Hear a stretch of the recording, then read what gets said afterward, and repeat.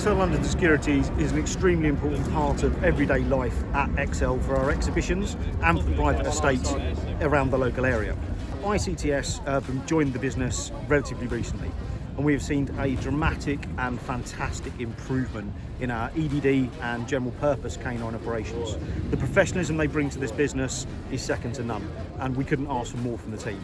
ICTS was formed in 1987, originally within the aviation sector, and over the years we've expanded and grown and now form both aviation and corporate security. We provide canine capability in the sense of operational search through detection capability of explosive detection dogs and our patrolling aspect through our general purpose patrol dogs. When we brought on ICTS, one of the main reasons is because they are an outstanding company.